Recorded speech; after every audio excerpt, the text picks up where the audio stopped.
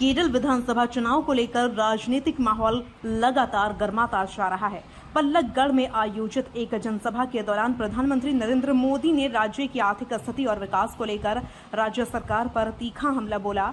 उन्होंने कहा कि केरल सरकार पर अब 5 लाख करोड़ रुपए से अधिक का भारी कर्ज है, जो पिछले कुछ वर्षों में तेजी से बढ़ा है। प्रधानमंत्री के अनुसार यह कर्ज पिछले 2 वर्षों में 3 गुना से अधिक हो गया है, जिससे राज्य की वित्तीय स्थिति गंभीर दबाव में आ गई है। प्रधानमंत्री मोदी ने सवाल उठाया कि जनता की मेहनत से कमाए गए इस धन का लाभ आखिर आम लोगों तक कितना पहुंच रहा है। उन्होंने कहा कि केरल की जनता आज यह जानना चाहती है कि उनके टैक्स और संसाधनों का उपयोग किस दिशा में हो रहा है।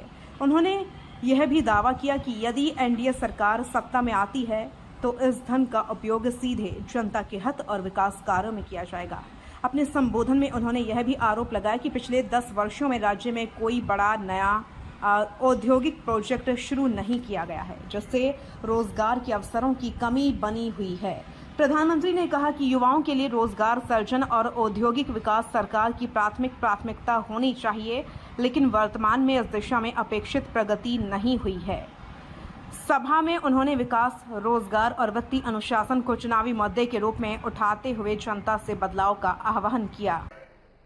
आज केरलम पर 5 लाख करोड़ रुपए से ज्यादा का कर्ज हो गया है। 10 साल में ये कर्ज 3 गुने से ज्यादा बढ़ा है।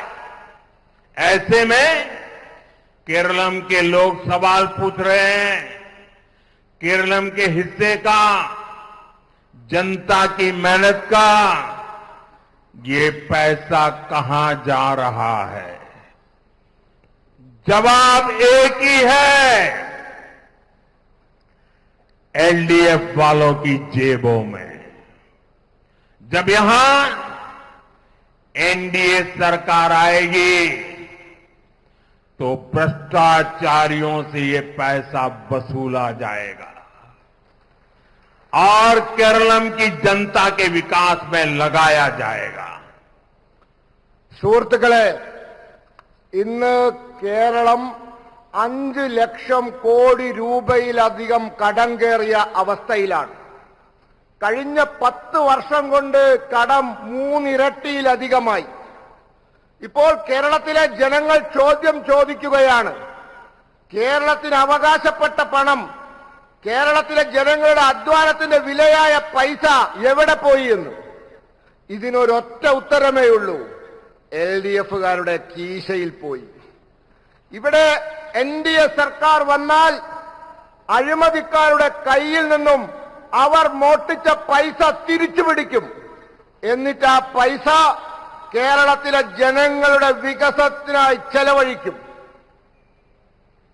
एनडीए सरकार केरलम के पास भरपूर सामर्थ्य है, यहां प्राकृतिक संसाधन है, समुद्र है, खेती है, पर्यटन की अपार संभावनाएं हैं और यहां के शिक्षित युवाओं की प्रतिभा, मेहनत और क्षमता, ये सब केरलम की बहुत बड़ी पूंजी है।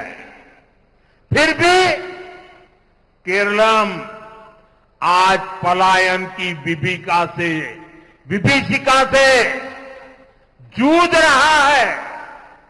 पिछले 10 वर्षों में यहां राज्य सरकार द्वारा कोई ऐसा बड़ा औद्योगिक प्रोजेक्ट नहीं शुरू हुआ जिससे यहां के युवाओं को रोजगार मिलता।